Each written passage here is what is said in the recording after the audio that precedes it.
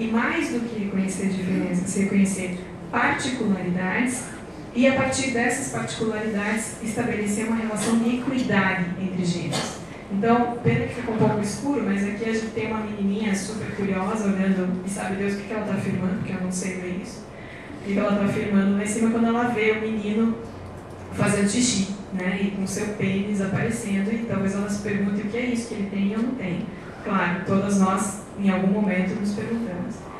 Então, essas singularidades na experimentação da sexualidade vão ter exatamente o seu início aí, na infância, né? Até então, até a etapa de identificação, tanto meninos quanto meninas vivem prazeres muito semelhantes, muito parecidos, não há uma diferença, há uma indiferenciação em relação a como cada um busca e estabelece a sua possibilidade de prazer, e mantém isso no ambiente. A partir da etapa de identificação, há enormes diferenças em como cada um vai funcionar com o seu prazer. Então, tem sua gênese na infância, na compreensão dos limites e das potencialidades, e o desenvolvimento dessa função, a sexualidade, deve se dar, então, em bases sadias. Uma sexualidade sadia conecta o indivíduo a si mesmo, incluindo-se a seu corpo, e aos outros de maneira também saudável, estabelecendo identidades de maneira íntegra, né? Então, aqui faz muita diferença como é permitido para a criança lidar com a sua sexualidade. Daí vem a bendita pergunta, né? Tá, mas então o que a gente faz? Reich dizia pra gente assim, não faça tanto, né? Porque quando a gente fala de sexualidade em Reich, a gente fala de uma função autorregulada. Reich dizia, algo que é super importante, ele dizia que a autorregulação é um conceito que na teoria reichiana é tão importante quanto é importante para um psicanalista conhecer complexo de Édipo. Se a gente não compreende profundamente, não é só entender aqui, mas é compreender o processo de autorregulação, a gente não dá conta de trabalhar com o corpo, né? Então a gente precisa, para trabalhar com o corpo, o requisito é compreender profundamente o processo de autorregulação. Autorregulação é o quê? É o organismo sabe do que precisa e vai em busca, né? E transforma o ambiente de acordo com aquilo que precisa. Se o ambiente responde, se o ambiente...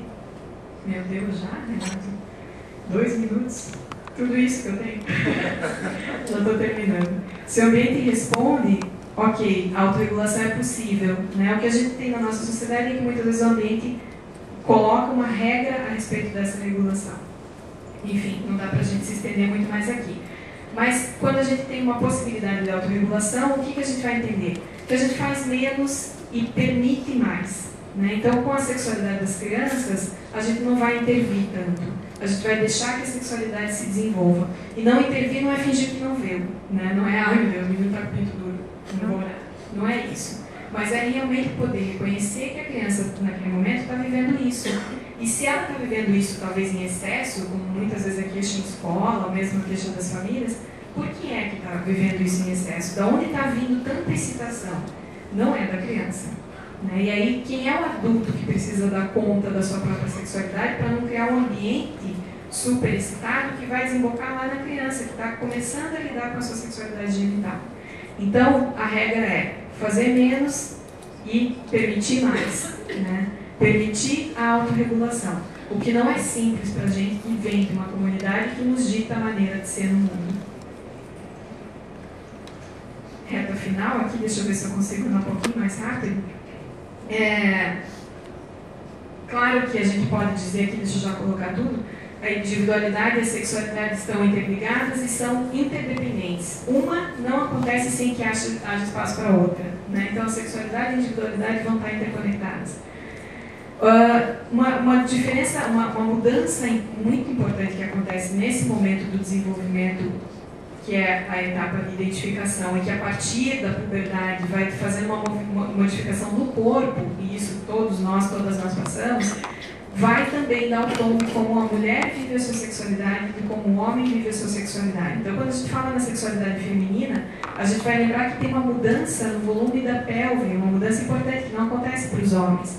Com a mudança do volume da pelve, a gente tem uma inclinação da pelve para trás e uma rotação das coxas. E a vagina, que até então estava um tanto que mais projetada para frente, ela passa a estar entre as coxas, né? Ela passa a estar num realinhamento da própria pelve, do quadril, das pernas, e com isso a energia flui para dentro, né? Isso é importante por quê?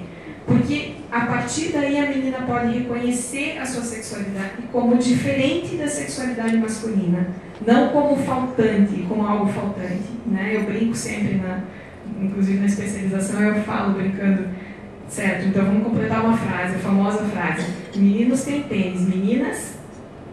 Aí geralmente a primeira meninas não tem. Ok, isso a gente já sabe, mas vamos além, pelo amor de Deus, né? A gente já sabe que a gente não tem pênis. Meninos têm pênis, meninas têm vagina, né? E mais do que isso, não tem só a vagina, porque a vagina também nos foi imposta como o órgão sexual feminino, mas a vagina é o nosso canal interno, né? E a gente tem vulva. Outro dia eu ensinava para minha filha, que tem 5 anos, ela tomando banho comigo, e ela falando, da vagina, né? E aí eu falei para ela, mas a gente tem vulva, é vulva que se chama o nosso órgão sexual, que expliquei do jeito dela. Ah, tá bom, é vulva. Aí depois a gente saiu do banho e tal, e ela foi comentar com o pai, que tem vulva, né? Mas ela não lembrava o nome. Aí ela falou, a mãe me falou, como é que é, mãe? Daí eu não queria falar para ela porque queria que ela aprendesse, né? Então, toda teórica, tentando ensinar minha filha como é que se chama o órgão sexual dela. Aí eu falei, vu, e ela, vu. Aí eu, vu, e ela, vu. E não lembrava. Vulcão. Tá, ok, pode ser isso mesmo, deixa desse jeito. Então, talvez isso tenha a ver com como ela vive a sexualidade dela, e que bom, né? Tomara que seja um vulcãozinho. Enfim, de toda forma, essa completude, né, que é mais do que ser uma vagina, né, que é mais do que ser um corpo, dá uma qualidade específica para a sexualidade feminina, que é de receptividade, né? Então, não é mentira a gente dizer que há essa diferença, não precisa ter pudor de dizer que há essa diferença, e a gente, graças a Deus, já não precisa mais brigar para ser igual. A gente realmente pode reconhecer essa particularidade, mais do que falar em diferença, falar em particularidade. A sexualidade da mulher, corporalmente, está baseada numa transformação que coloca a energia, que reflui a energia para dentro. E faz toda a diferença com relação à sexualidade masculina, que quando o menino tem lá a sua primeira ereção, a sua primeira ejaculação, o pênis se torna energeticamente também uma extensão do seu corpo. Mas é uma energia muito diferente, porque ela vem por trás da pelve e ela coloca energia nesse pênis para então ter a ereção. Até é lógico que também tem uma qualidade interna no sentido do desmanchar no orgasmo, para o homem também. Mas para o menino a energia é mais agressiva, né? A qualidade é mais agressiva. Isso não exclui a ternura, não exclui a receptividade. Assim como a ternura e a receptividade da mulher não vão excluir a agressividade que é própria do masculino, não do homem. Mas, na medida que a gente pode integrar, pode se apropriar da principal qualidade da nossa sexualidade e se apropriar das possibilidades também de transitar para um outro polo, aí sim a nossa sexualidade vai poder ser completa e certamente vai fazer toda a diferença quando a gente for educar as nossas crianças.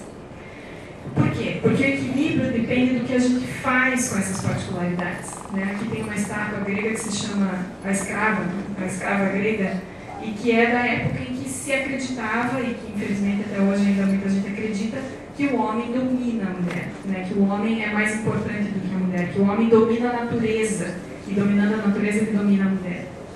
E aí a gente vai dizer então que a violência nega a mulher, polo dominado, instrumentos para conhecer a si mesma e pensar sobre si mesma. E ele disponibiliza os instrumentos que são nada mais que incorporação da relação de dominação, ou seja, são comuns a ela e ao dominante, que é o homem. E por que eu coloquei isso aqui, que é lá do Bourdieu? Eu coloquei isso porque até mesmo a psicanálise e até mesmo a psicologia corporal, em alguns momentos, nos dá a possibilidade de nos conhecer com um único modelo, que é o modelo masculino, né? Relendo algumas coisas do Lowen, até para vir falar disso para vocês hoje, porque, nossa, isso é dele, é da onde ele viveu e é da época que ele viveu, não é mais nosso, né? Porque não dá mais para a gente falar de uma sexualidade em que simplesmente a mulher tenha que se conhecer a partir do homem. Ainda que o Lowen e o Reich tentam fazer uma transição, mas tinham as limitações da própria época. Agora, se a gente se remete a Freud, a gente vai encontrar lá Freud dizendo que só quando a mulher se der conta da sua inferioridade em relação ao homem, ela vai poder se tornar feminina. E eu morro, desculpa, quando leio isso, mas Freud escreveu isso. Ok, escreveu há quanto tempo atrás, e não tem nenhum problema Freud ter falado disso. O problema é a gente ainda tomar isso como uma passar reto, né? Isso está dado na teoria, então eu continuo falando e agindo a partir desse ponto aí. Não vai dar para entrar muito aqui nas relações de gênero, porque a gente já ultrapassou. Vou para o último slide, que é a gente falar então dessa possibilidade de transição e estruturação. Vou ler aqui para não falar demais também. Encontramos-nos em meio a uma transição entre a antiga organização patriarcal da família e da identidade sexual e uma nova organização familiar baseada na igualdade, na negociação, na ascensão de novos papéis e no compartilhamento de responsabilidades. Se as mulheres não couber apenas serem mães, podem apropriar-se de seu desejo pelos homens de maneira mais completa, assim como se o papel dos homens não for tão somente de amantes das mulheres, podem assumir suas tarefas como pais. A reestruturação da sexualidade coloca o corpo em uma posição central, como entidade a partir da qual a identidade e a personalidade se constroem e, principalmente, se reconstroem.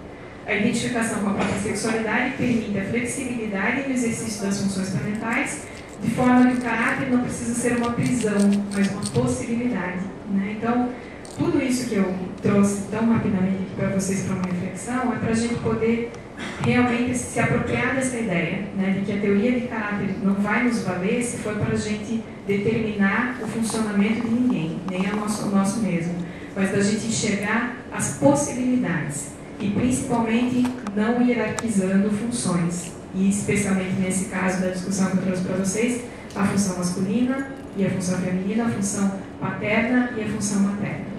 Obrigada, gente.